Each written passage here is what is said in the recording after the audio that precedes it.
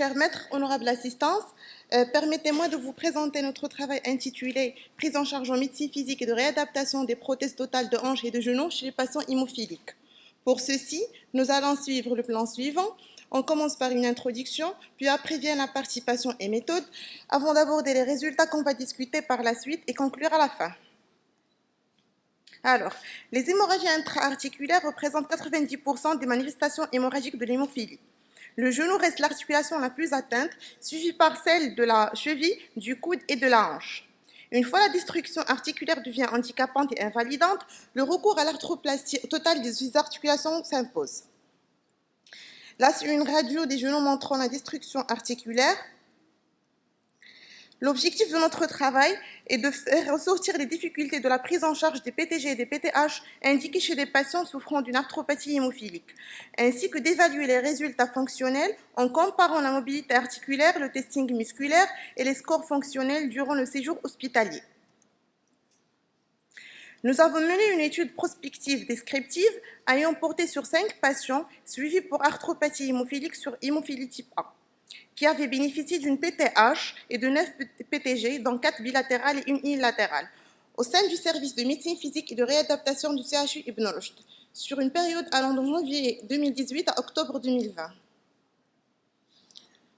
L'âge moyen des patients lors de l'intervention était de 41 ans et demi, avec des extrêmes allant de 23 ans à 60 ans. Nos patients souffraient d'une hémophilie type A, modérée à sévère, avec un taux de facteur 8 inférieur à 2%.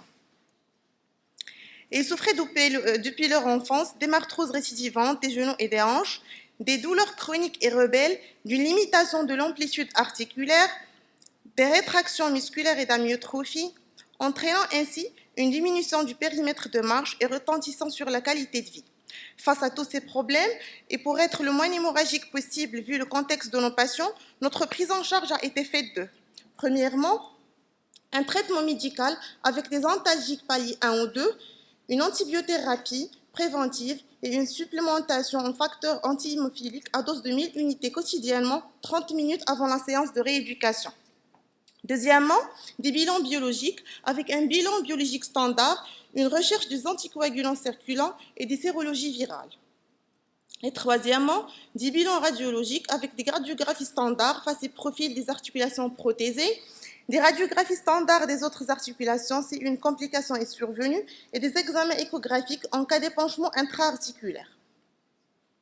Pour ce qui est de la rééducation, il a été entamé en post-opératoire immédiat d'une façon biquotidienne sous couverture de facteurs anti-hémophiliques avec un protocole qui varie selon chaque patient, mais se base généralement sur les contractions isométriques du muscle et des exercices en chaîne cinétique fermée afin de minimiser les contraintes et de travailler l'équilibre des co-contractions du muscle agoniste-antagoniste.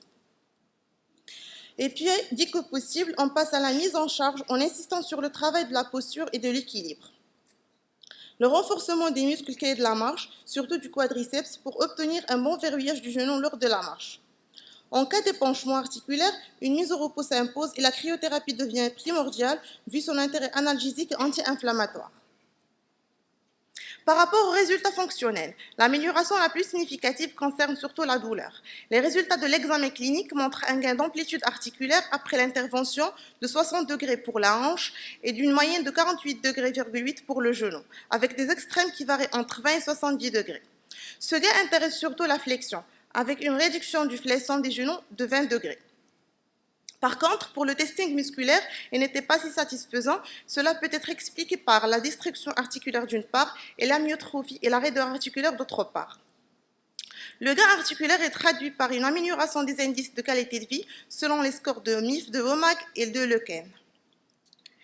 La prise en charge des PTG et PTH sur arthropathie hémophilique en MPR a pour but de préserver le capital articulaire et faire récupérer la souplesse et la mobilité aux articulations endommagées, prévenir les accidents hémorragiques en assurant un bon état musculaire et articulaire et prévenir l'ostéoporose puisque la destruction articulaire entraîne une limitation fonctionnelle qui empêche l'activité physique et la mise en charge cessant la stimulation ostéoblastique. Pour ceci, nous préconisons l'entretien articulaire et musculaire de façon régulière, douce, progressive et adaptée à chaque patient de sorte à maintenir une certaine activité physique.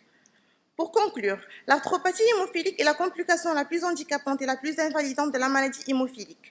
L'arthroplastie lors des atteintes avancées s'avère très utile et mérite sa place malgré les contraintes de la coagulopathie.